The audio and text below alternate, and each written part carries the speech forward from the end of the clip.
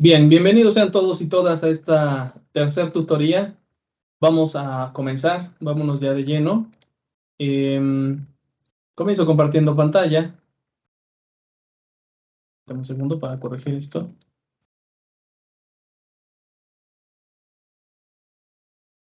Ok, ahí está, ya estamos visualizando la pantalla. Continuamos con lo que habíamos comenzado a revisar la semana pasada de los trastornos del neurodesarrollo. Dentro de esta gama de trastornos, no me sale. Bien, ahí está. Dentro de esta gama de trastornos del neurodesarrollo tenemos el TDAH. La semana pasada veíamos la discapacidad intelectual. Sabemos que hay algunos otros más, como el TEA, trastorno espectro autista, tenemos el trastorno de comunicación y demás, ¿no? Todos estos ya cuentan ustedes con bibliografía. Bibliografía complementaria se las dejé sobre discapacidad intelectual la semana pasada. También eso mismo voy a hacer hoy. Más tarde, ya por la tarde-noche, les voy a subir en el foro Dudas Académicas la bibliografía en la que basé estas diapositivas para que también ustedes cuenten con dicha bibliografía y puedan consultarla en el momento que ustedes gusten, ¿no? Aunque se termine el módulo, puedan tener ese complemento y puedan pues revisarlo, porque a veces también no da tiempo, a veces por diversas cuestiones inclusive académicas, ¿no? No da tiempo revisar todo el material bibliográfico y pues ya después, al cerrarles el módulo, al terminar propiamente las fechas, pues es importante tener, ¿no? Contar con toda esa bibliografía propiamente. Bueno, vámonos de lleno con trastornos de déficit de atención y hiperactividad. La próxima clase vemos algunos temas pendientes que nos han quedado ahí en el módulo a revisar. No se preocupen, concluimos la materia, el módulo con esos temas a abordar. Me quise abocar también a esto del trastornos del neurodesarrollo. En la primera tutoría vimos un poquito sobre neuropsicología infantil dentro de la normalidad. Para poder abarcar de manera global toda esta información, porque sí son temas sumamente extensos, ¿no? De la discapacidad intelectual, pues bueno, ahí todavía, para quien ya revisó esa bibliografía complementaria, viene también desde el punto de vista educativo, qué hacer, viene no solamente desde el punto de vista clínico, sino también social, entonces es muy, muy amplio, ¿no? El abordaje y muy amplia la información que tenemos que conocer sobre cada uno de estos trastornos del neurodesarrollo. Lo que vemos ahorita en pantalla, lo que vemos en este momento en pantalla, es la definición del trastorno, perdón, son los síntomas del trastorno de déficit de atención, por déficit de atención con hiperactividad, acorde al manual de DSM-5. Nos dice en el apartado A que es un patrón persistente de inatención y o hiperactividad de impulsividad que interfiere con el funcionamiento del desarrollo, que se caracteriza por uno o dos de estos componentes. En primer lugar, la inatención, que son 6 o más síntomas durante al menos 6 meses de duración, que no concuerdan con el nivel de desarrollo esperado para ese menor, ¿sale? Siempre hay que hacer esa referencia de acuerdo a lo que menciona el DSM-5. Dentro de los diversos campos donde se encuentran, los diversos contextos donde se encuentra ese paciente infantil o ese niño, igual similar a lo que planteamos con la discapacidad intelectual, ¿no? En actividades sociales, académicas, o bueno, ya cuando es un adolescente o adulto, pues a lo mejor también laborales, ¿no? Y en la familia, sin lugar a dudas. Como nota, los síntomas no son solo una manifestación del comportamiento de oposición, desafío, hostilidad o fracaso en la comprensión de tareas o instrucciones. En el caso de adolescentes mayores y adultos de 17 años en adelante, se requiere un mínimo de 5 síntomas. Viene como primer síntoma, con frecuencia falla en prestar la debida atención a detalles o por descuido se cometen errores en las tareas escolares, en el trabajo o durante otras actividades. Por ejemplo, pasan por alto o se pierden detalles, el trabajo no se lleva a cabo con precisión. B, con frecuencia tiene dificultades para mantener la atención en tareas o actividades recreativas. Por ejemplo, tiene dificultad para la atención en clases, conversaciones y mantener lectura prolongada. Hay que especificar si es en remisión parcial y la gravedad, si es leve, moderado o grave, ¿no? En el caso de grave, presencia de muchos síntomas aparte de los necesarios para el diagnóstico. Bueno, Aquí lo tenemos de manera muy general, ¿verdad? Ya ustedes tienen el DSM-5, no me detengo tanto ahí porque pues, ya ustedes lo pueden consultar, me llevaría mucho tiempo estar apartado por apartado. Lo que sí es necesario retomar son estos modelos, los modelos fisiológicos de la atención. Estos autores, que es Posner y Petersen, en los 90s, publican como tal y sugieren en la base, que la base de la atención está conformada por tres modelos, tres conceptos básicos, ¿no? Acerca del sistema de atención. Es un sistema separado de los sistemas de procesamiento que manejan los estímulos entrantes, toma decisiones y produce las respuestas. En segundo lugar, la atención está constituida no por una zona en específico del cerebro, sino más bien por una gran red de áreas anatómicas asociadas, una serie de redes neuronales propiamente, ¿no? Estas áreas anatómicas llevan a cabo diferentes funciones cognitivas asociadas con el proceso de atención que pueden describirse en relación con su función. Y también estas áreas anatómicas, de acuerdo a estos autores, conforman tres redes que representan diferentes aspectos del proceso dentro de las que se distinguen tres funciones fundamentales. En primer lugar, la vigilancia o estado de alerta, que es la forma más básica a nivel atencional o el nivel más básico a nivel atencional. En segundo lugar, la orientación a eventos sensoriales y detección de señales, y para finalizar, detección de señales para la focalización del procesamiento, que no es otra cosa más que estar alerta, ¿no? Independientemente si estamos durmiendo o estamos despiertos, estar orientado, tiempo, espacio, persona, lugar, pero también no solamente ahí se queda, sino a los eventos sensoriales, a si me duele alguna parte de mi cuerpo, donde siento calor, siento frío, si a lo mejor en ese momento voy vestido formal, ¿no? Llevo un traje y me está apretando la corbata, bueno, identificar también todo eso, ese evento sensorial, tanto a nivel de cuerpo, de tacto, pero no solamente ahí, sino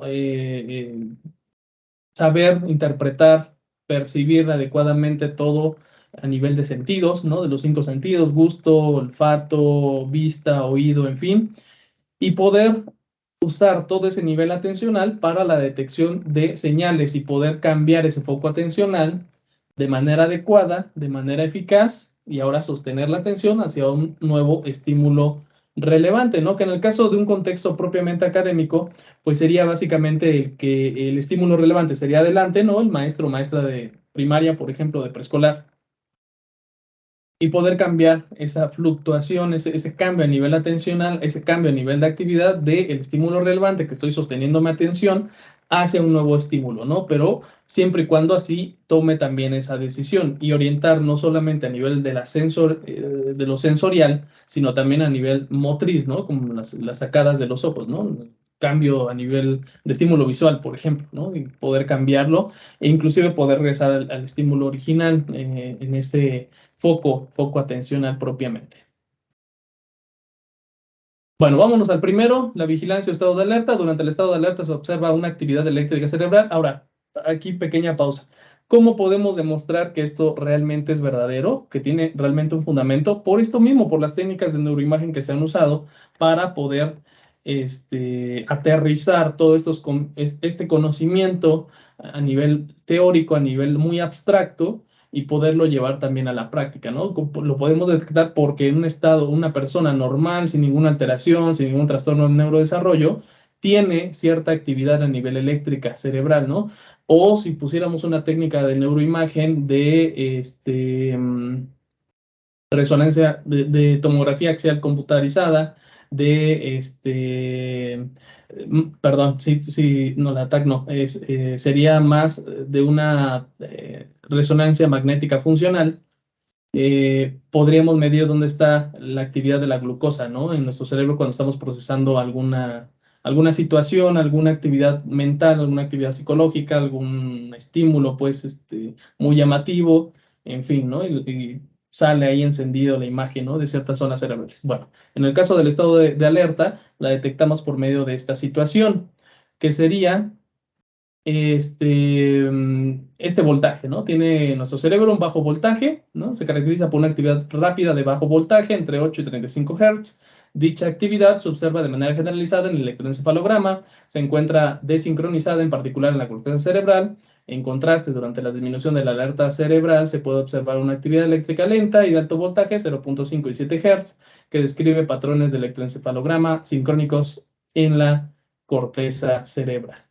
Vemos aquí de manera muy general, pues cómo sería, ¿no?, la evaluación, en este caso con esta herramienta de electroencefalograma, pero más abajo en la segunda imagen en amarillo podemos ver diferentes tipos de onda, como la delta, teta, alfa, beta, que están involucradas y en estrecha relación con ciertos estados cognitivos, mentales o ciertas actividades propiamente del procesamiento cognitivo. En las primeras sería sueño profundo, la segunda de ondas tetas se ve reflejada en un sueño ligero, ¿no?, en ensoñaciones, onda alfa, estado despierto pero relajado, y onda beta, despierto pero haciendo algún procesamiento cognitivo o motor. De manera muy general, para no detenernos demasiado en esto, en esta explicación. Ahora, dentro de este panorama, dentro de esta primera gran actividad, esta actividad de la electroencefalográfica responde de forma directa a la actividad de estructuras del tallo cerebral responsables del mantenimiento y regulación de los estados de alerta. Acá tenemos en la imagen de la izquierda de su pantalla lo que es el tallo cerebral propiamente, ¿no?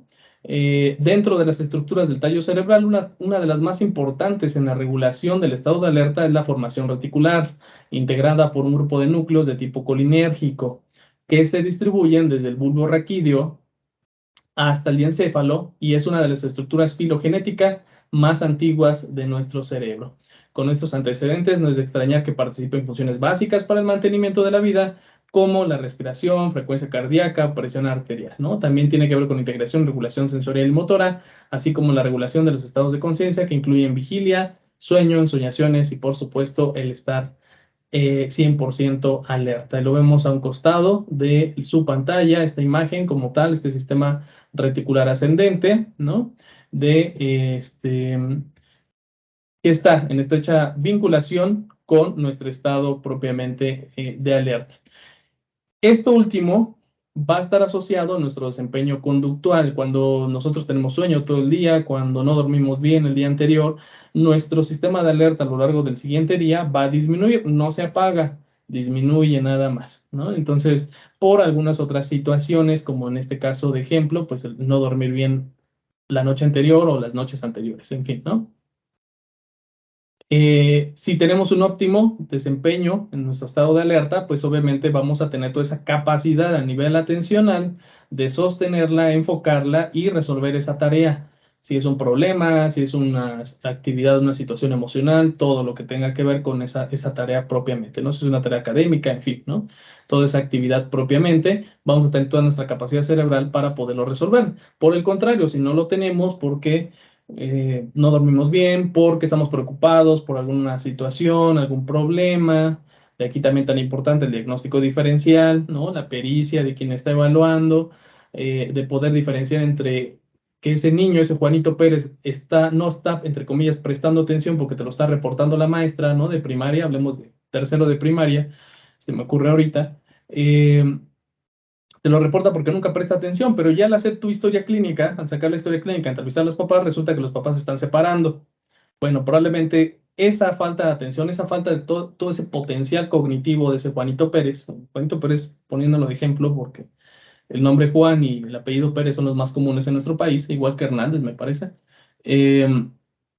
probablemente no sea porque tenga TDAH, ¿no? O como te lo dice la maestra o el maestro o el directivo de esa escuela.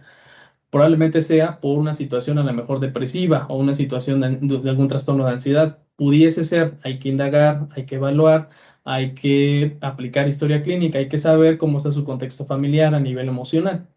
Bien, la orientación se define como esta habilidad para dar prioridad a una entrada sensorial, para realizar una selección, ¿no? ¿Qué es más importante en este momento? ¿Es más importante lo visual? ¿Es más importante lo auditivo? ¿Es más importante el sistema vestibular, que es las sensaciones internas del cuerpo, ¿no? ¿Cómo está mi latido cardíaco? ¿Cómo está mi procesamiento de digestión? ¿Cómo está mi respiración? ¿Cómo estoy yo en general, ¿no? De manera concreta, propiamente, ¿no? Ya sea de la modalidad sensorial o de la ubicación espacial del estímulo, ¿en dónde? Vamos a responder hacia la pregunta, ¿en dónde está ese estímulo relevante, ¿no? Como tal, va uno caminando por la calle, resulta que escucha un estruendo, bueno, de inmediato surge una sacada a nivel ocular para movemos los ojos, ¿no? Sin mover todavía el rostro, el cuerpo, para buscar dónde está ese estímulo, ¿no? Que sonó ese estruendo, ¿no? Y ya después ocupas toda tu motricidad, pues, para moverte y ubicarte, protegerte en dado caso, ¿no? Que fuera algún accidente o que fuera algún otro detalle drástico. Bien, todo esto porque en el caso del mundo visual del ser humano se tiene una gran variedad de distractores que puede interferir incluso con la tarea más simple, como cruzar la calle, leer un libro, escribir.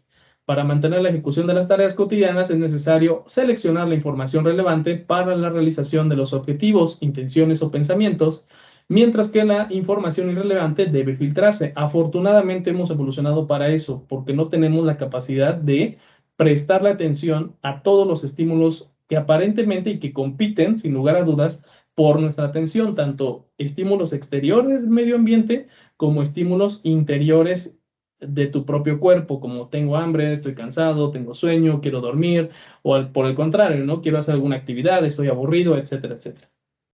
Estoy preocupado, en fin.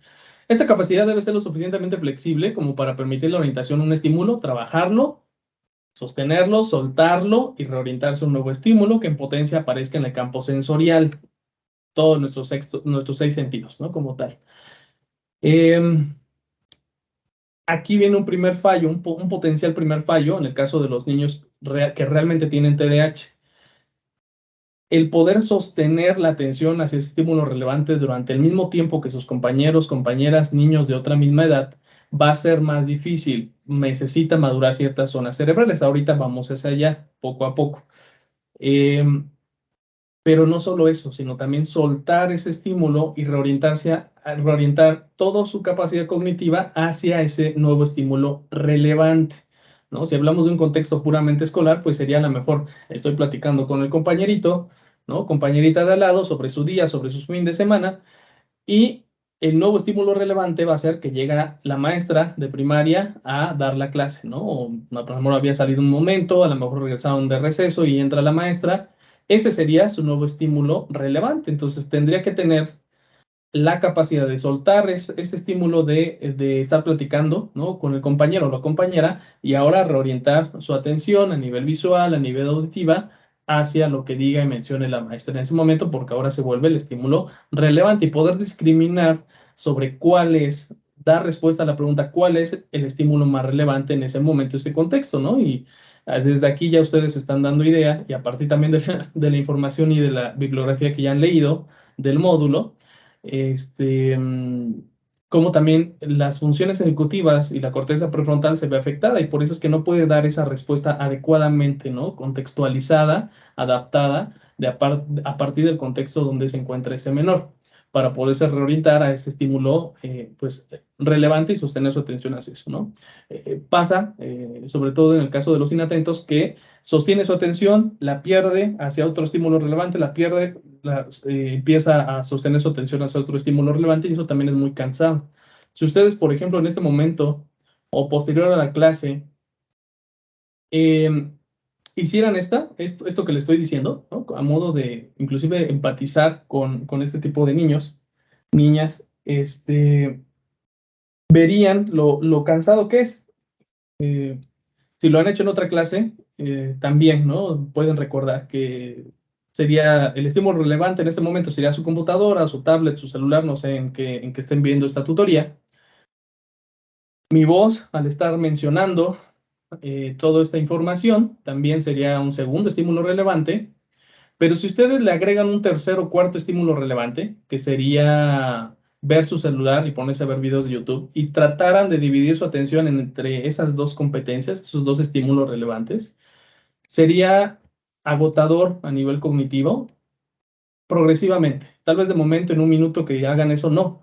Pero si trataran de llevar toda esa hora de esa misma manera, sí sería muy agotador porque requeriría mucha capacidad, ¿no? De filtración de los demás estímulos, pero también mucha capacidad de poder sostener y llevar el hilo de esas dos conversaciones, de esos dos estímulos relevantes, para bien. Se va a perder información en alguno de los dos casos, ¿no? Entonces, Por eso es tan importante que ante información de alta capacidad cognitiva o muy técnica, centren su atención hacia un solo estímulo, ¿no? Relevante, que en este caso puede ser la clase, a lo mejor en otro contexto podrá ser ver un documental sobre este tema, ¿no? Y lo demás lo apagamos, lo demás lo dejamos de lado para poder procesar de mejor manera todo este tipo de información.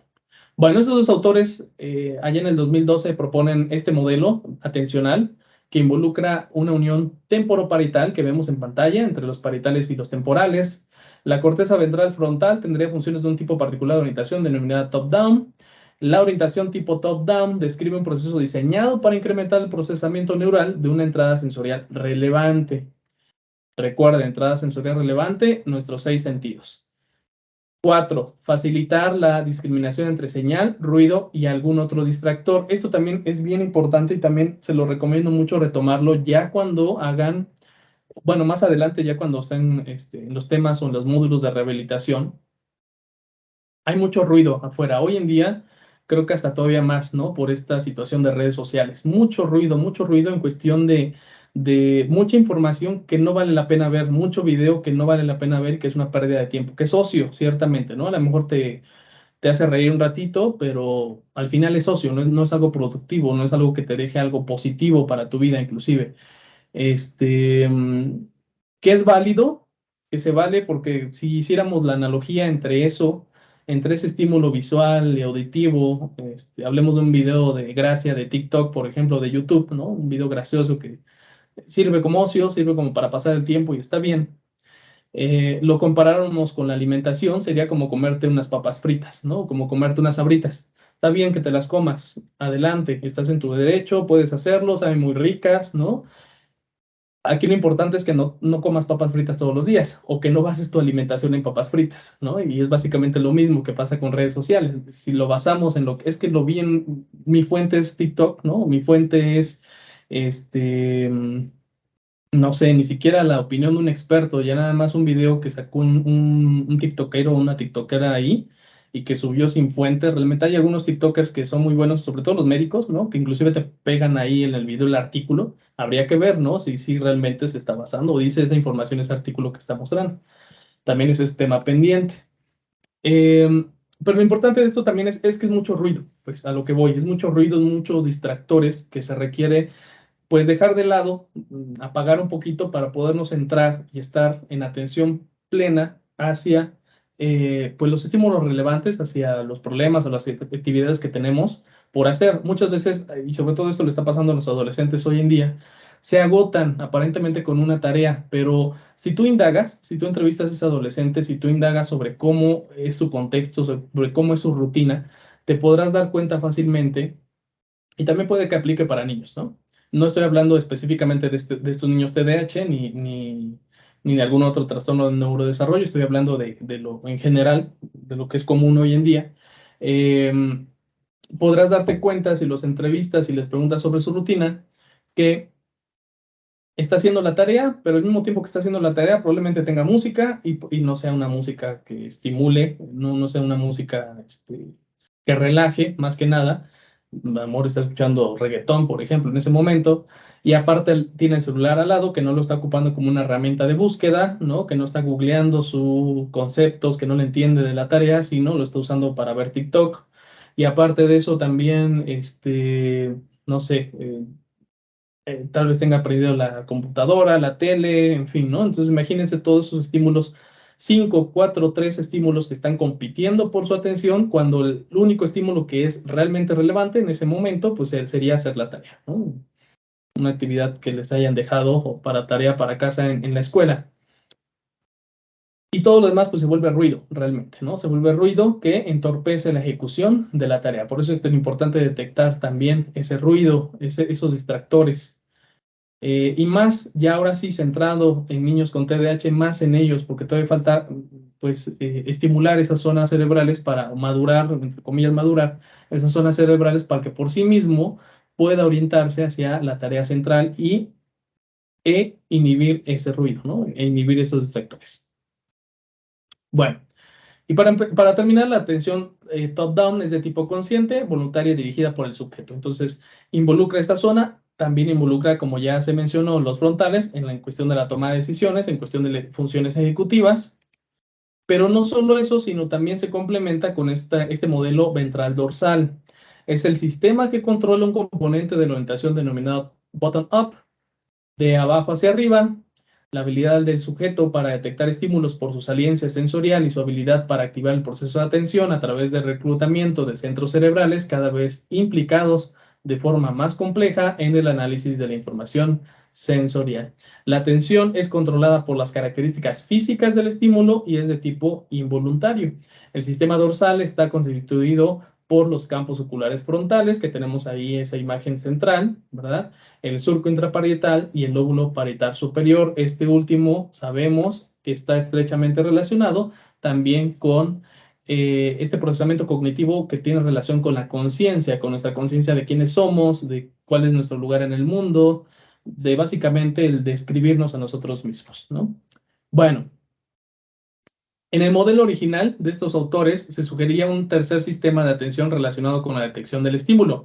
Si bien los autores no consideraban a la detección en sí misma como un proceso de atención fundamental, el hecho de que una vez detectado y focalizado el estímulo se produzca un estado particular de alerta, donde el sistema se prepara para responder al estímulo, fue considerado indispensable. Por ejemplo, aunque es posible monitorear con relativa facilidad la aparición de varios estímulos que pueden estar llegando a un sujeto desde diferentes entradas sensoriales, una vez que el estímulo relevante es detectado, esta detección produce una interferencia que hace lento y entorpece la detección de otros estímulos. Tales procesos se relacionan con la limitada capacidad del sistema nervioso para procesar todos los estímulos del medio, de tal forma que este trato preferenciará ciertos estímulos que por su relevancia o saliencia son privilegiados en su análisis a costa de la supresión o atenuación del análisis de otros estímulos, es lo que de forma tradicional se conoce como focalización de la atención. Y dentro de los componentes de este sistema ejecutivo, de poder filtrar e inhibir los estímulos exteriores e interiores que no son relevantes, estos autores proponen, Posner y Petersen, proponen que la corteza frontal medial, que aquí estamos viendo en pantalla, así como la corteza cingulada de la imagen del lado derecho, participan en este sistema ejecutivo que permitirá focalizar el estímulo y preparar la respuesta. Las investigaciones realizadas desde la primera propuesta del sistema ejecutivo de Posner han llevado a modificar las propuestas original, señalando la existencia de dos sistemas diferentes de control tipo top-down, que es el que estábamos viendo y hace unos instantes.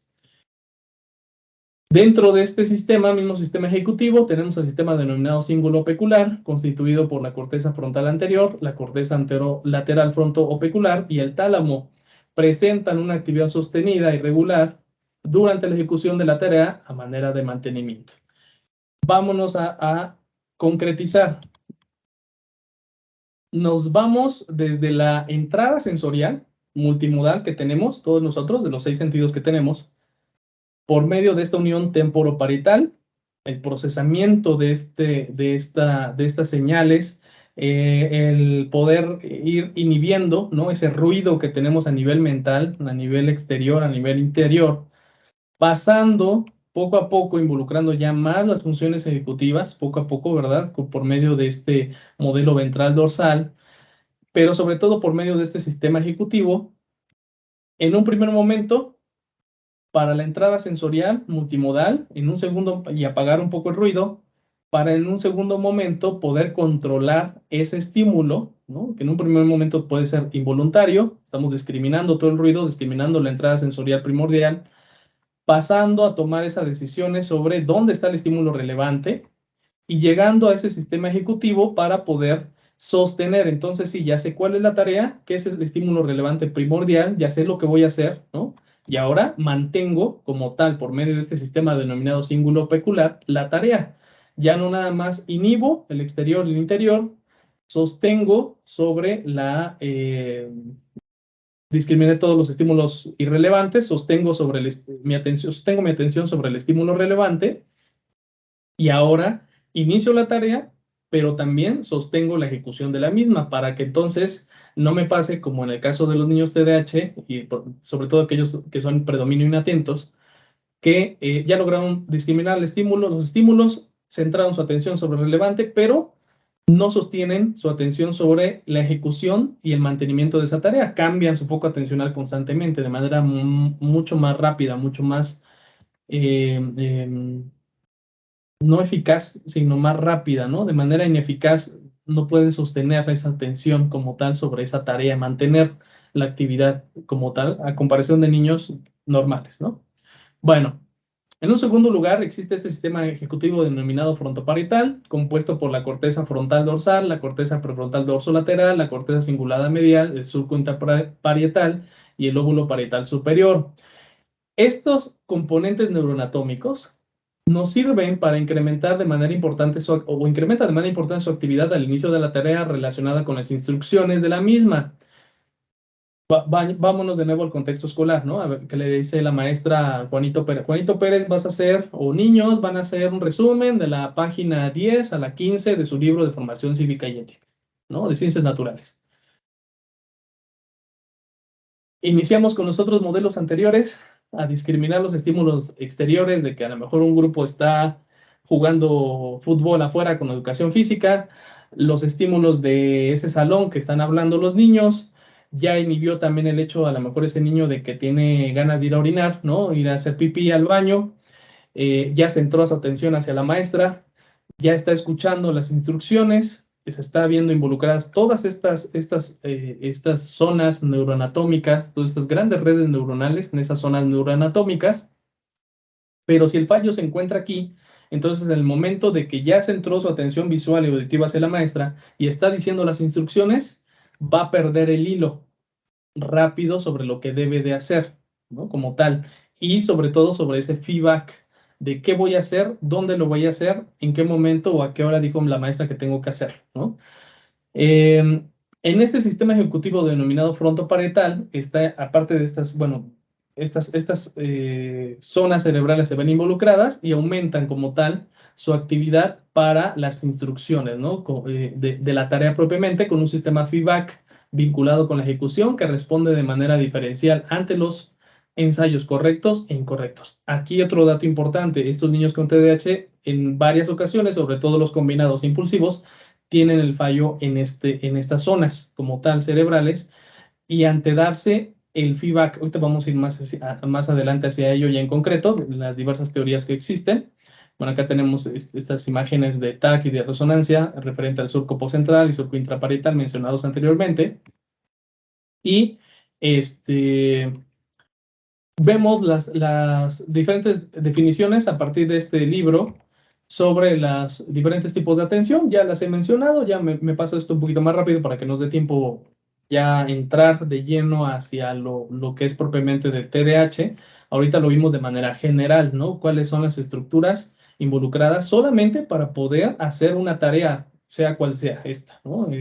Obviamente las tareas que involucran un procesamiento metacognitivo de resolver algo propiamente académico muy elevado, con muchos tecnicismos, del feedback que se tenga que dar a esa persona, si lo está haciendo bien, si lo está haciendo mal, va a involucrar mayor consumo, no solamente de energía para el cuerpo, de calorías y de todo ello, sino va a necesitar que esa persona sostenga su atención durante mucho más tiempo, ¿no? A comparación de las tareas propiamente motoras, praxias en general, ¿no? Motricidad fina y gruesa, que se puede hacer inclusive de forma automatizada, ¿no? Bueno, dentro de los conceptos básicos, atención sostenida se hace referencia al hecho de que la ejecución de tareas de atención varía en función de las características temporales de la tarea. La selectiva, bueno, seleccionar un estímulo relevante y enfocarse a él. La dividida, que hoy en día está ya muy pugnada por autores ya más actuales, porque las investigaciones recientes nos indican que esta atención dividida sí la podemos llevar a cabo siempre y cuando sea hacia una misma actividad o habilidad o función cognitiva, no usando dos funciones cognitivas diferentes. Concretizo.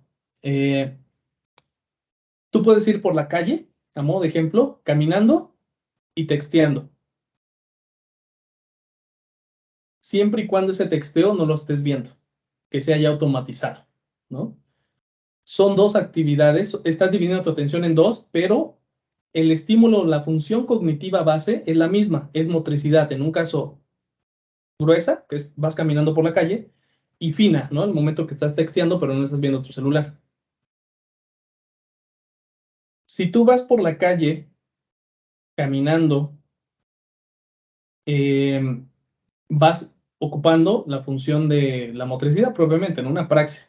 Pero si al mismo tiempo tienes que estar dando indicaciones a un colega, a alguien que vas acompañando, y si al mismo tiempo también las tienes que enviar a tu celular, a otro colega más, ahí ya también estamos dividiendo nuestra atención, pero estamos involucrando diferentes funciones cognitivas. Ahí podemos empezar a tener ciertas torpezas. Va a depender qué tan estimulado tengas tu cerebro, qué tanto conocimiento tengas sobre el tema, qué tanto lo hayas hecho por medio de la experiencia. Va a depender de otros factores, que también lo hagas. Esa división de dos funciones cognitivas, esa división de la atención en dos funciones cognitivas. En este ejemplo que estoy poniendo, está caminando, ¿no? Está haciendo una praxia, está dando instrucciones, se ve involucrada la función del lenguaje, pero también si las instrucciones involucran la ubicación en espacio, estaría involucrado también la percepción visoespacial.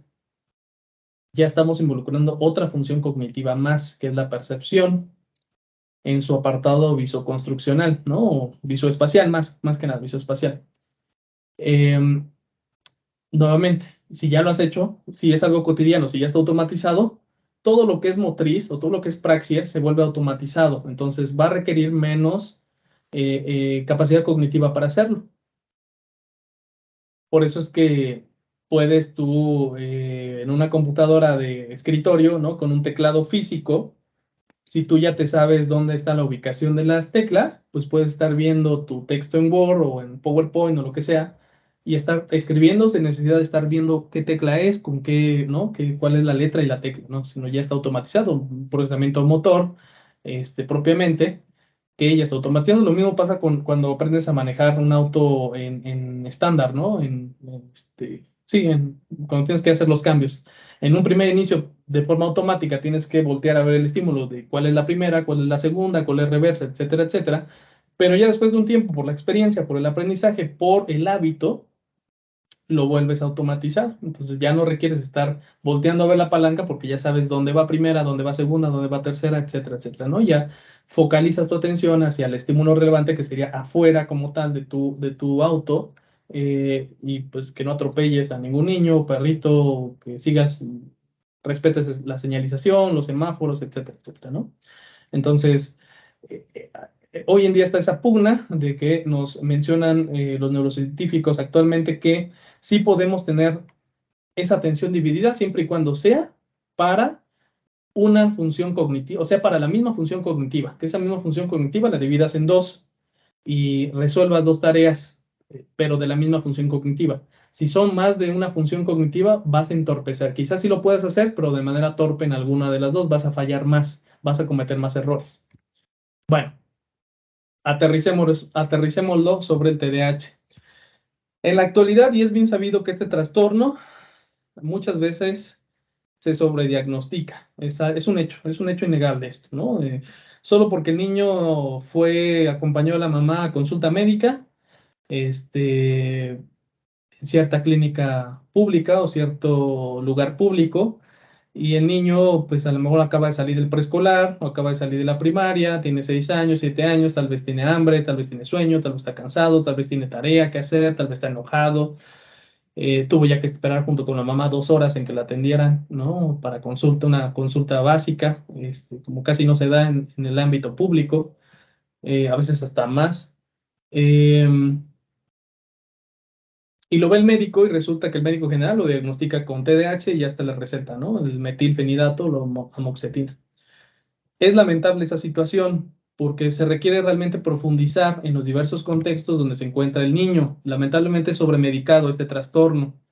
Sí existe, sí es real, pero es sobrediagnosticado. En ese caso que le estoy poniendo yo de ese ejemplo, pues es un niño que está siendo niño, que está cansado, que está aburrido, que ya estuvo esperando mucho tiempo, que ya quiere llegar a su casa a descansar. ¿Y qué nos pasa a nosotros los adultos también? Porque muchas veces pues ya estamos hartos, inclusive no sé, de estar esperando en caso de consulta o en el caso de, no sé, alguna otra situación, cuando hacemos fila o sí, ¿no? Con el trabajo también, en fin, cualquier situación. Pero a diferencia de los niños que están en pleno desarrollo de sus funciones ejecutivas y de sus lóbulos frontales, pues en el caso de nosotros los adultos podemos inhibir ese comportamiento, ¿no? Mentir, inclusive. Sobre cómo nos estamos sintiendo en ese momento. El niño es mucho más transparente, ¿no? Porque todavía no han madurado de manera natural los lóbulos frontales, entonces no tiene tanto control motor o control de sus impulsos, es normal hasta cierto punto. Va a depender mucho la edad, eso sí, ¿no? Y hay que ver los contextos, lo mismo que hicimos o lo mismo que debemos hacer con la discapacidad intelectual, hay que hacerlo con el TDAH, que es revisar sus diversos contextos, el familiar, social y el educativo, ¿no? En dado caso. Bueno, los autores, este autor desde el 2000 reportaba una incidencia de casos altos, ¿no? Bueno, pone un ejemplo sobre Ucrania desde ese entonces, cuando hubo un accidente, el accidente de Chernobyl, me parece que fue, si no me recuerdo, donde hubo un pico de niños de TDAH, con TDAH, diagnosticados con TDAH, donde el país que más casos de TDAH tiene es Estados Unidos. En el caso de Ucrania, había un porcentaje de casi 20% de los niños ucranianos, que seguramente hoy en día es igual o hasta más, ¿no? Por la cuestión de la guerra. Y en el caso de los estadounidenses, en ese entonces, en los 2000, era menor a 10%. Entonces, ahí hizo el análisis comparativo de por qué entonces en ese país había más casos. Básicamente, las conclusiones a las que llegaron fue que esos niños vivieron 10 años en albergues debido a toda esta situación de Chernobyl. Entonces, tuvieron que ser evacuados de sus casas, tuvieron que vivir en campamentos provisionales durante 10 años, y entonces el pico de diagnósticos de TDAH se debió básicamente a un factor ambiental por esa situación. Los estudios epidemiológicos sobre la incidencia del TDAH y la producción de psicofármacos para su tratamiento no guardan una relación directa en el mejor de los casos, y en el peor no existe un dato confirmado sobre el uso real de psicofármacos para el TDAH en Estados Unidos. Eso también es un punto importante a retomar, ¿no? Algunos estudios epidemiológicos sugieren que más del 85% de los niños con TDAH no son tratados con estimulantes, mientras que los estudios realizados para estimar la producción de estimulantes necesarios en el mercado sugieren que el número de niños tratados excede o por lo menos iguala la prevalencia estimada para el desorden, más o menos un 10% en el caso de Estados Unidos. De igual forma, existen discrepancias en cuanto a los estimados calculados mediante entrevistas telefónicas por parte del CDC, ¿no? Y la OMS. Bueno, en el caso de los niños ucranianos en ese entonces, en el ayer y entonces, fue debido a este factor estresante. Hay que revisar cómo son sus actividades de la vida diaria, hay que revisar cómo es su rutina, hay que revisar, y bien importante, revisar cómo es el día a día de ese niño, tanto un día cotidiano que va a la escuela, ¿no? Como un fin de semana. ¿Qué tanto orden hay en casa? Porque sí que les altera bastante a los niños, más a los niños de preescolar, pero también a los niños en etapa escolar, cuando hay mucho desorden, cuando hay mucha desorganización en casa, cuando las normas y reglas no son congruentes para alguien de su edad, cuando no son congruentes y donde mamá te regaña por algo y papá ya te premia por ese mismo algo, ¿no? Decir groserías, por ejemplo. Y el premio no tiene que ser un regalo, el premio nada más puede ser algo tan simple como que te rías que dijo eso y te le des el apapacho, ¿no? Entonces, todo eso, todo ese tipo de incongruencias también afecta, no porque haya más casos por este tipo de situaciones, no, sino simplemente, simple y sencillamente, porque esa incongruencia, esa desorganización puede hacer que esos niños, que un niño normal, completamente normal, presente cierta sintomatología similar al TDAH y no sea un TDAH real. Vámonos de lleno en las explicaciones que ha habido a nivel histórico, para empezar, de la química cerebral.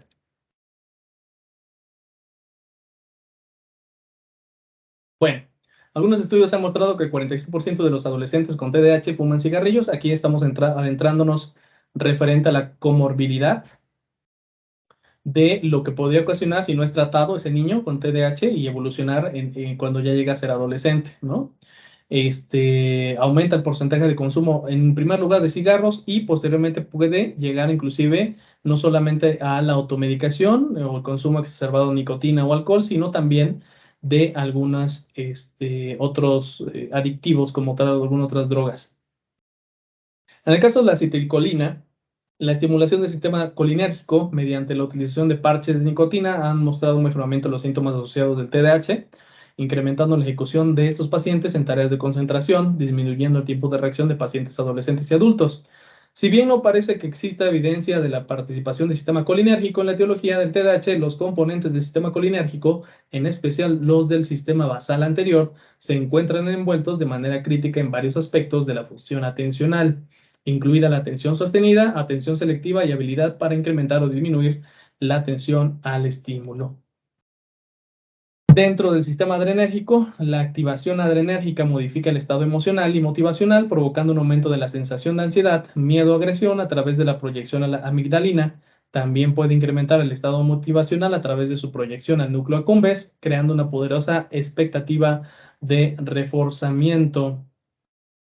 Es aquí, en este último, donde en este sistema noradrenérgico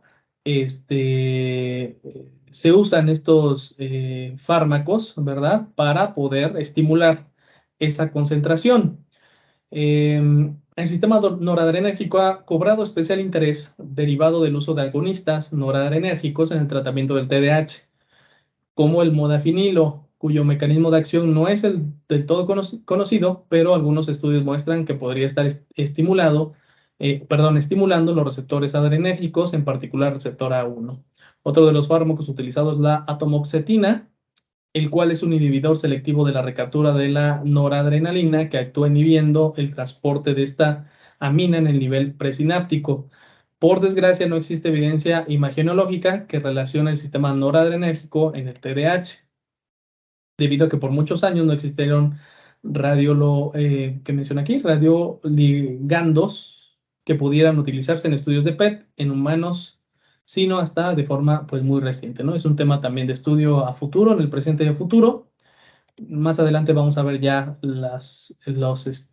Ahora, el uso de fármacos no es algo, tampoco hay que ¿cómo se dice? Satanizarlo, algo así, o sea, no hay que también decir, no, no, que nunca se usen fármacos, al contrario, o sea, sí, en dado caso se debe de, o sea, eso es parte de la globalidad de la terapia, pues, la terapia farmacológica, entonces tampoco satanicemos los fármacos, eso también es importante ahorita que estamos viendo esto, ¿sale?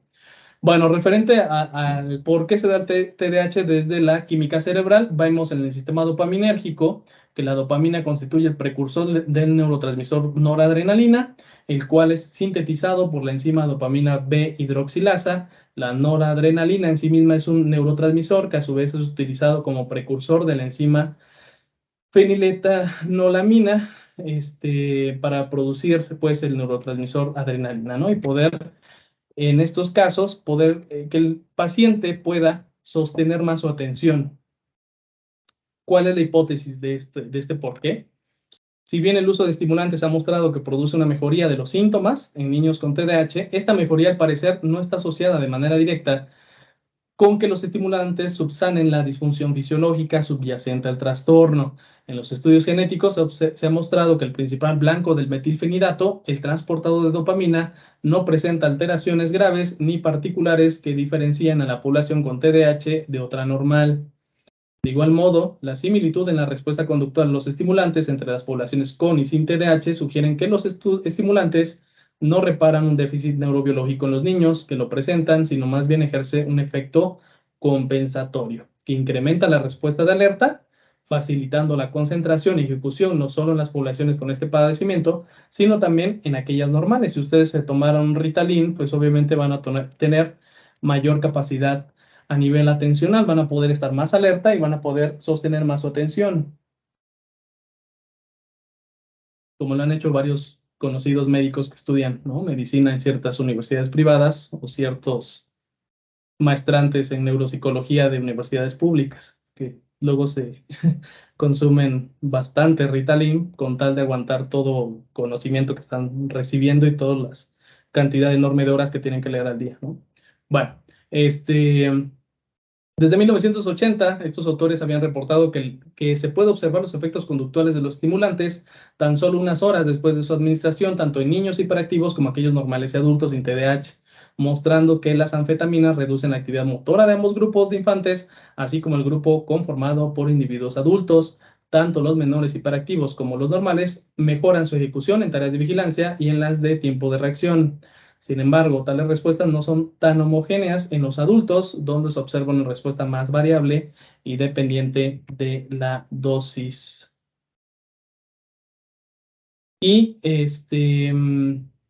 bueno, en concreto, desde la hipótesis químicas de la química cerebral, ¿por qué surge el poder crear fármacos para curar, entre comillas, el TDAH? Porque se creía que había un déficit dopaminérgico, en un primer lugar, cuando crean el metilfenidato, ¿no? Y que requería nada más regular eso química cerebral. Ciertamente aumenta, como ya se ha mencionado, el nivel de alerta, aumenta la concentración. Ahora, lo importante viene después. Ya una vez que sostuvo esa atención, que puede sostener esa atención, ¿en qué la va a sostener ese niño? En prestarle atención a la maestra y hacer la tarea, ¿no? En un contexto educativo, hablemos de un contexto educativo, o en seguirle pegando al compañerito, o seguirle jalando las trenzas a la compañerita. Eso no te lo va a dar un fármaco.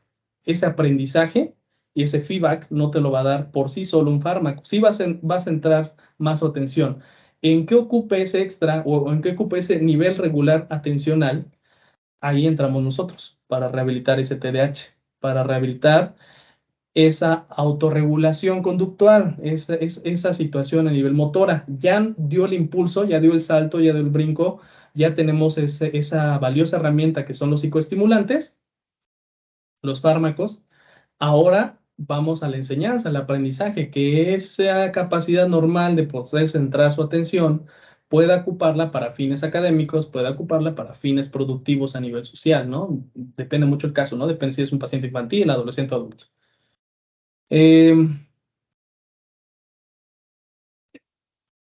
Esto tómenlo como nota, ¿no?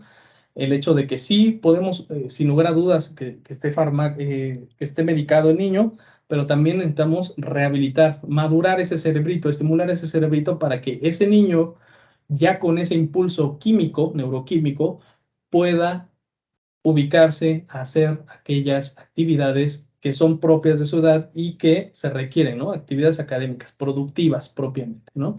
Entonces, la química cerebral es una explicación parcial, básicamente, del TDAH, sobre todo en el aspecto de la hipótesis dopaminérgica. Entonces hay que dejarlo bien en claro. No por el hecho de medicar a ese paciente significa que ya es la solución de sus problemas, no. También hay que psicoeducar a los papás también sobre este trastorno y hay que psicoeducarlos sobre las normas y reglas que hay que seguir, que hay que llevar y que hay que adaptar de acuerdo a cómo es la dinámica familiar. Aparte de la rehabilitación que necesita y necesitamos implementar nosotros. Pasamos a otra hipótesis, que sería la genética. Los estudios realizados en grupos de familias con integrantes con TDAH muestran de forma consistente una contribución. Híjole, se me va a acabar el tiempo. Yo creo que sí. Bueno, vamos sobre esta hipótesis. Termino la otra semana con este tema porque todavía falta más y ya abordamos los temas que nos hayan hecho falta también. Entre un 30 a 35% de los familiares de niños diagnosticados con este trastorno también reúnen los criterios para este padecimiento. A través de otros estudios se han calculado que el riesgo de padecerlo es de 6 a 8 veces más alto que el riesgo de población cuando se tienen parientes en el mismo primer grado con el trastorno. Eh, Referente a los gemelos idénticos, los estudios de concordancia de TDAH en gemelos no podrían ser más claros. La tasa de concordancia en gemelos monocigotos está entre un 58 y 82% de los casos, mientras que la concordancia entre gemelos dicigotos del mismo sexo se tiene entre un 31 y 38%. Si un gemelo tiene TDAH, lo más probable es que el otro también, cuando son gemelos idénticos. Es significativamente familiar el TDAH, podría deberse en especial a una influencia genética, La alta incidencia en la concordancia entre gemelos monocigotos provee una evidencia significativa de la heredabilidad del trastorno. Asimismo, provee evidencia en contra de la hipótesis que sugiere que es el resultado de factores puramente ambientales, como la paternidad no efectiva. Por otro lado, si bien la concordancia para padecer el trastorno entre los gemelos dicigotos no es tan alta como la de los monocigotos, el porcentaje de concordancia es alto también y coincide con la probabilidad calculada en los estudios de adopción para padecer TDAH cuando algún pariente en primer grado también presenta ese trastorno, ¿no? En el caso de este tipo de niños. Al menos son 5 genes los que están relacionados con esta teoría. Aquí lo estamos viendo en pantalla, no me detengo tanto, pues sería muy repetitivo, que están involucrados, sobre todo en el caso de gemelos, nuevamente gemelos idénticos, monocigotos. Pasamos, híjole, bueno, pasamos a me voy a pasar unos 5 minutitos de su hora, para ya ir a conclusiones. Ya no vamos a abordar el tema de rehabilitación, ya ustedes en módulos posteriores lo van a ver, o si da tiempo la otra tutoría lo vemos. Dentro de los estudios de electroencefalografía y imaginología en el TDAH, podemos ver que desde los años 90 se han llevado a cabo. Han visto una mayor amplitud del delta en su registro de niños con TDAH, ¿no? Los niños pasaron un alto porcentaje de tiempo en delta y teta lento a costa de presentar porcentaje bajo de tiempo en alfa, en comparación con los controles. En los niños con TDAH, la amplitud media máxima se encontró a los 8 Hz, mientras que en los grupos controles, la amplitud media máxima fue de 9. Los análisis más comunes en los estudios de electroencefalografía son los concernientes a los estudios de potencia absoluta y potencia relativa, los cuales también fueron muy utilizados en los estudios de niños con TDAH. La potencia absoluta indica cuál es la energía invertida en el rango de frecuencias que se está analizando, alfa, beta, teta o delta, y esta potencia se manifiesta en términos de voltaje, ¿no? De tal forma que permite comparar cuánta potencia tiene una frecuencia particular en relación con las otras. Por otro lado, la potencia relativa indica la potencia total invertida en todas las bandas de frecuencia y qué proporción se dedica a cada una de las bandas de frecuencia de interés. Realizando un estudio de electroencefalograma, este autor en los 90 reportó diferencias del electroencefalograma en un grupo de 407 niños diagnosticados con TDAH. Los pequeños con TDAH muestran un incremento de la potencia absoluta y relativa para teta, en especial con las regiones frontales y frontomediales. También observa un ligero incremento en la potencia relativa de alfa y un decremento en la media de las bandas asociadas con la vigilancia, ¿no? La vigilia, beta y alfa.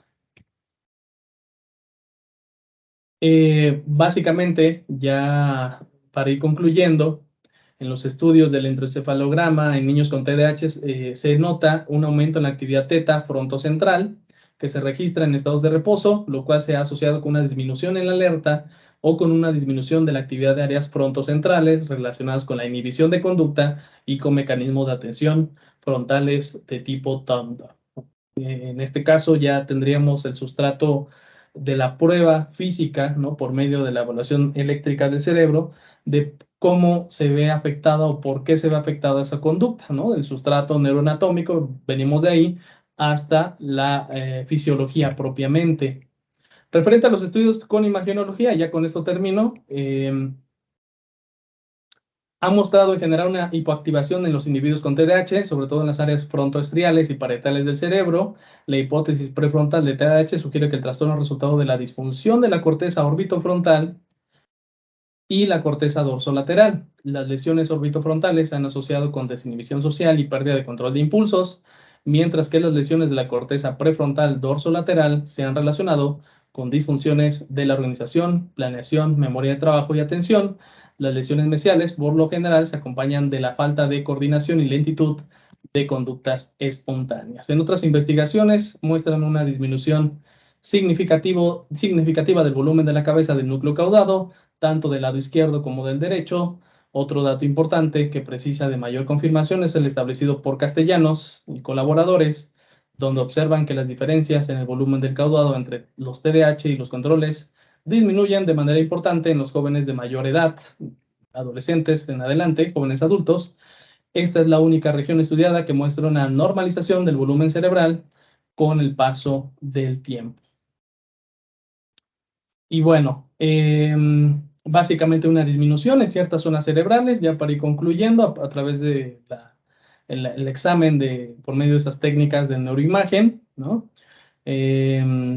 Básicamente aquí también en el cerebelo, lóbulos cerebelosos, también hay una reducción de volumen, llegando inclusive en la adolescencia, retrasando ese desarrollo como tal. Este autor, en 2002, en su investigación, incluye no solo un análisis de imagenología tradicional, sino de los datos de diferentes áreas del cerebro, en donde consideran distintos circuitos funcionales, muestran tanto una hipoactivación de redes ejecutivas frontoparietales como una disminución de la actividad de las redes atencionales frontoestriales. Además, descubren una hiperactivación de los circuitos visuales, por lo que sugieren la existencia de mecanismos neurales compensatorios dentro del trastorno que no han sido descritos y no se conoce su alcance en términos de restaurar el equilibrio cerebral. Ya, conclusiones. Ahora sí, ya terminé, ya me estoy pasando del tiempo, pero bueno, ya para no volver a retomar este tema la otra semana y ya ir con un tema nuevo. A modo de conclusión, se han encontrado diferencias de las zonas cerebrales en las tareas de atención selectiva sostenida en niños con TDAH, particularmente cuando utilizan tareas complejas. Me gustaría, bueno, ustedes ya lo están viendo aquí en pantalla, pero a mí me gustaría por acá mencionarles también, a modo de lo que vimos, a modo de resumen de lo que estuvimos viendo en este momento, sobre los diferentes hipótesis, teorías del por qué se da, ¿no? De la etiología propiamente del TDAH, aparte de que pues queda más que claro que va a traer otros trastornos a modo de comorbilidad, como ansiedad, como puede haber también depresión, como un trastorno específico de aprendizaje, en la esfera de preescolar también un trastorno de lenguaje. Puede haber riesgos futuro en estas personas a lo largo de su vida, ¿no? Problemas propiamente cognitivos, emocionales, conductuales, si es que no se hizo una rehabilitación neuropsicológica, una intervención propiamente. Puede quedar todo esto, ¿no? Y también permanecer durante la vida adulta si es que no se corrige esa situación propiamente. En el caso ya de los subtipos de TDAH, en el caso de hiperactivo, impulsivo y combinado, presentan, ya a modo de conclusión, aparte de las que están viendo para no ser tan repetitivo, presentan deficiencias en varios componentes de las funciones ejecutivas, como lo he estado mencionando a lo largo de toda esta tutoría, relacionados con el lóbulo frontal, la corteza orbitofrontal, dorsolateral y cíngulo. Las funciones ejecutivas deficientes más reportadas en la literatura son la atención, inhibición y la memoria de trabajo. También hay deficiencias en menor medida, pero también existen la velocidad de procesamiento, tip para rehabilitación. Tenemos también que mejorar esa velocidad de procesamiento, igual que lo van a hacer con pacientes con daño cerebral, igual también aquí con estos niños o adolescentes, hay que intervenir con esa velocidad de procesamiento. También hay deficiencias en el procesamiento del tiempo, de esta capacidad que tenemos nosotros de decir ya es tarde, ya, voy tarde, de esta percepción a nivel de tiempo. Y un punto particular también que se da en estos niños, hay una aversión y hay un odio hacia que los demás se demoren o a que algo tarde en pasar. Ese es otro tip también que les doy, que lo verifiquen cuando tengan un paciente con TDAH en consulta, porque también por ahí necesitamos intervenir sobre esa capacidad de demorar la recompensa, sobre esa, y que están involucradas funciones ejecutivas, como ya lo hemos estado y ya lo he estado mencionando a lo largo de más de esta hora. Hay que involucrar tareas propiamente donde involucre que ese placer por resolver ese problema, resolver esa actividad, sea progresivo y sea posterior, ¿no? Son muy dados por ese impulso a querer satisfacción inmediata de todo tipo, ¿no? Bueno, dentro de los hallazgos también que se han hecho, y a modo también de conclusiones, bueno, les voy a pasar las otras. Bueno, acá tenemos los impactos, ¿no? A largo plazo, dentro de lo familiar, dentro de la salud mental del sujeto, muy a largo plazo. Ok. Hay que mencionar también que hay una deficiencia del mecanismo principal de referente a la inhibición, que también nosotros tenemos que trabajar esa inhibición conductual en terapia, en rehabilitación, ¿no? Esta inhibición, de acuerdo al doctor Barclay, desde los 90 se refiere a la inhibición de una respuesta dominante a un evento propiamente, ¿no? A detener una respuesta que ha sido puesta en curso, ¿no? Lo cual es podernos detener a pensar, lo que vulgarmente, bueno, socialmente se dice pensar con la mente fría, ¿no? O detenerte, piensa un minuto lo que vas a hacer, detente. Muchos de estos casos no lo tienen o lo ven, hay un déficit en esta situación de este también feedback que se ha mencionado, ¿no? Y el control de la interferencia, de la distractibilidad, sin lugar a dudas, ¿no? Pasa la mosca, se distrae, pasa un compañero, se distrae, llega alguien a hablar en esa clase, dar un mensaje, llega el director, directora de esa clase y ya perdió el hilo de todo lo que va a hacer, ¿no? Ese menor. Entonces también es importante estimular y trabajar sobre esa distractibilidad para poder inhibir estímulos exteriores que no son relevantes y que va a afectar la ejecución y sostenimiento de la atención en esa tarea. Yo el tip que les doy a nivel de rehabilitación sería, para empezar, vamos a trabajar y estimular todo el cerebrito, no nos vamos a enfocar solamente hacia la atención, sino todas sus funciones. Vamos a usar esas funciones cognitivas preservadas para trabajar y estimular esas funciones ejecutivas, ¿no? Que se ven alterados y esos diversos niveles a nivel atencional que también se ven deficitarios propiamente y que sin lugar a dudas se requiere de esa autorregulación. Ustedes ya están viendo algunos programas de rehabilitación, algunos programas propiamente, ¿no? Para trabajar con estos niños. Es algo muy positivo eso. Hay que irlos revisando desde ahora por medio de su proyecto integrador, para que tengan un bagaje, un sustento teórico de lo que ya se ha hecho y ha funcionado, y ustedes a partir de eso también puedan contextualizar, porque al final, pues cada familia es un mundo, ¿no? Y aunque ciertamente ese programa en específico ha servido para tal vez cientos de casos, puedes hacer cierta contextualización para el paciente que tienes actualmente o para la familia que vas a tener en el futuro, en fin, ¿no? Eh, ya en concreto, para ir concluyendo, genes involucrados que se ha demostrado que están involucrados en esta regulación a nivel dopaminérgica, serotoninérgica y demás, pues bueno, el 5-HT, el gen C5P153 dentro de la hipótesis genética del TDAH, afecta el transportador de serotonina 5-HTT y el receptor de dopamina DRD4. Hay una disfunción, inmadurez de ciertas zonas cerebrales a nivel neuroanatómico, ¿no? Relacionadas primordialmente con el procesamiento de la atención y el funcionamiento ejecutivo en general. La corteza prefrontal, los ganglios basales, el cerebelo. Dentro de los estudios a nivel de neuroquímica, se han enfatizado en el papel de la dopamina y norepinefrina en el TDAH. Se ha propuesto a nivel histórico que esta enfermedad presenta hipoactivación de regiones corticales, ¿no? Específicamente en el cíngulo anterior, relacionado con deficiencias cognitivas, sobreactivación de regiones subcorticales, sobre todo el núcleo caudado, que se relaciona con excesiva actividad motora. Y dentro de las hipótesis a nivel medioambiental del por qué se da este trastorno, se considera la prematurez como tal, el bajo peso al nacer, consumo de tabaco por parte de los papás, un consumo ¿cómo podemos decir? Muy rápido por parte del paciente, ¿no? Que desde niño empieza a consumir tabaco, que hay casos, créanme que yo que trabajo en una población rural, dentro de mi plaza de SEP, hay casos bien drásticos que no solamente tabaco consumen ya yendo a tercero de primaria, cuarto de primaria, ya están consumiendo marihuana o hasta drogas inhalables más fuertes. Entonces sí hay casos muy drásticos que imagínense cómo va a afectar, sin lugar a dudas, su conducta de ese cerebro en desarrollo, ¿no? Consumo de tabaco, alcohol durante el embarazo, así como una encefalopatía hipóxico-isquémica, ¿no?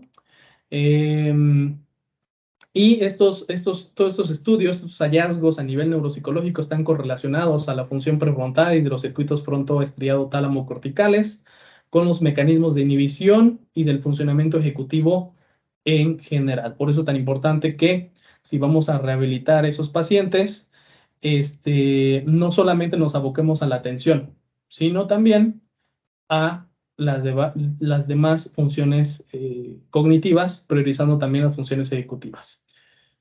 Ya para que no me pase más del tiempo, ya llevo 1 hora 20, para quien la pueda observar posteriormente. Dentro del apartado de, bueno, de rehabilitación propiamente, también es importante, aparte de estos puntos que mencioné en esta sesión virtual que acabamos de observar. La evaluación, como ya lo saben, pues bueno, de entrada, una escala tipo Likert, como puede ser el EDAC. También las pruebas neuropsicológicas, con un enfoque puede ser también cualitativo, como es la escala Wechsler de inteligencia para niños. Evaluación de las funciones ejecutivas, también mencionarlo, como es el caso de la Torre de Londres, la prueba Stroop, prueba de clasificación de cartas de Wisconsin, evaluación conductual para niños BASC, la batería para evaluación de trastornos de aprendizaje, y acá también podemos meterle el ENI, evaluación neuropsicológica infantil.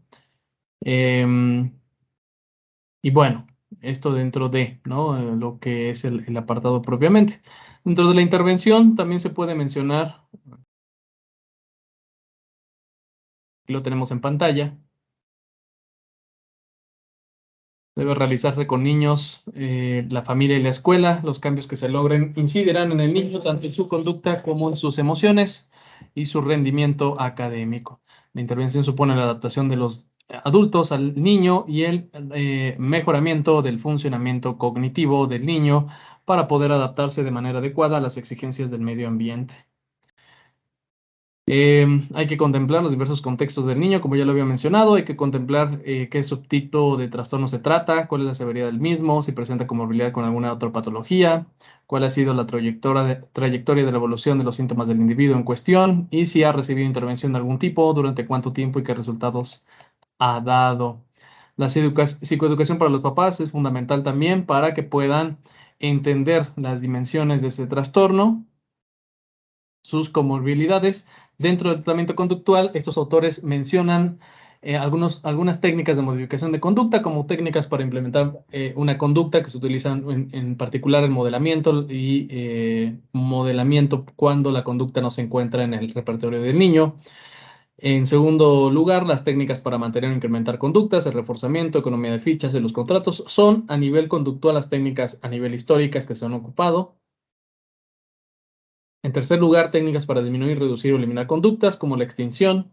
Consiste en suprimir el reforzador de una conducta previamente reforzada. Otra técnica es la del tiempo fuera o retirada de privilegios. Si se dan cuenta, esto es más del índole conductista. Luego tenemos la terapia cognitivo-conductual, que el terapeuta realice el modelado de la tarea en la que da instrucciones en voz alta a sí mismo, que el niño realice la misma tarea mientras el terapeuta le da instrucciones, que el niño realice la tarea y se dé a sí mismo instrucciones en voz alta, que el niño realice la tarea mientras susurra las autoinstrucciones y que el niño utilice el lenguaje interno para llevar a cabo la tarea. Dentro de estas técnicas cognitivo-conductuales tenemos la aproximación en cuestión de la resolución de problemas, y esta técnica es más efectiva con niños mayores, hablemos de cuarto, quinto de primaria, y obviamente con adolescentes a partir de secundaria preparatoria. ¿Cuáles son los pasos? Aprender a formular y definir un problema de forma clara y precisa, generar alternativas de respuesta tanto como sea posible sin cuestionarse la viabilidad en ese momento. En tercer lugar, hacer una evaluación de cada una de las alternativas generadas y seleccionar la más adecuada con base a sus costos y beneficios. Y generar los pasos y las estrategias para dicha alternativa. En número 5, llevar a cabo la secuencia de pasos. Y 6, evaluar los resultados obtenidos y en caso necesario implementar modificaciones. También esos autores proponen un entrenamiento de autocontrol que combina los métodos conductual y cognitivo-conductual, el cual puede aplicarse a niños mayores de 12 años y consiste en 3 pasos: la autoevaluación, el plan de acción y el autorrefuerzo, que es fundamental este feedback que deban tener esos pacientes infantiles. Ya adentrándonos en el tratamiento neuropsicológico, tenemos en primer lugar las modificaciones en su ambiente. Su objetivo es cambiar o modificar las condiciones externas del niño para mejorar el funcionamiento ejecutivo o disminuir los efectos negativos de deficiencias en las funciones ejecutivas. Estos autores proponen las siguientes alternativas: cambiar las condiciones físicas o sociales del medio ambiente para disminuir los problemas, cambiar la naturaleza de las tareas que se espera que el niño lleve a cabo, de manera que éstas sean más breves, explícitas y ordenadas, además de darlas paso a paso, paso por paso, en lugar de hacerlo de forma general. Cambiar también la forma en que se proporcionan las claves para promover que el niño lleve a cabo las tareas o se comporte en una cierta forma. Elaborar recordatorios verbales, claves visuales, reglas escritas, horarios y calendarios, listas de cosas por hacer, instrucciones o recordatorios grabados en aparatos electrónicos. También podemos ocupar el hecho de cambiar la manera en que la gente cercana al niño interactúa con este, incrementar el control externo y la supervisión. Los problemas pueden ser anticipados y así evitar que ocurran. Para ello es conveniente tomar medidas de manera que un pequeño problema no llegue a complicaciones mayores. Hacer recordatorios para que el niño complete las pendientes y disminuya la frustración. Si se dan cuenta, con esto estamos estimulando el feedback del propio niño. Y dentro de las intervenciones específicas, se basan en entrenamientos específicos en aquellos dominios cognitivos en los que se han observado deficiencias en niños con TDAH. Se basan en la ejercitación intensiva en las áreas funcionales más débiles para producir algún cambio.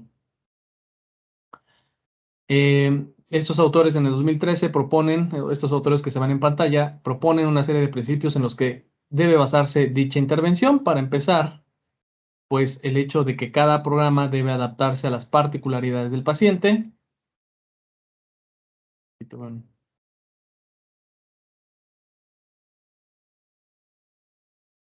Y procurar que sea dinámico y atractivo para que no se desmotive. En segundo lugar, los ejercicios deben ser breves, con retroalimentación inmediata para facilitar el uso de recursos atencionales. Hay que irlo aumentando poco a poco esa retroalimentación y como recomendación también ir espaciando un poquito ese aspecto. Se recomienda usar varios recursos para intervención como programas computacionales que permiten graduar la dificultad de la tarea, modificar la presentación de los estímulos y proporcionar retroalimentación inmediata. También es importante estimular diferentes canales sensoriales, aumentar la complejidad en función de los resultados, simplificar instrucciones y reducir la cantidad de información que se propone. Bueno, de manera general aquí tenemos esta información sumamente importante referente a cómo podemos intervenir a largo plazo con esos pacientes con TDAH. Ya para finalizar, me despido de ustedes deseándoles una excelente semana y recordándoles que vamos a indagar en vamos a intervenir en si es posible, en los diferentes ámbitos en que se encuentra el menor, ¿no? Psicoeducación en la familia, directamente en rehabilitación neuropsicológica con el paciente de manera gradual, progresiva, pero contundente, priorizando ciertamente las funciones ejecutivas y los niveles atencionales, pero no olvidando las otras esferas cognitivas, sirviéndonos ellas como apoyo para rehabilitar estas dos últimas, que son las que se ven más afectadas en el TDAH. Así como también dar orientaciones generales para cómo pueden adecuar su clase los docentes en clase, ya los docentes de educación básica. Cuídense mucho, que estén muy bien y nos vemos la próxima semana a la misma hora, el mismo día, domingo. Hasta pronto. Gracias.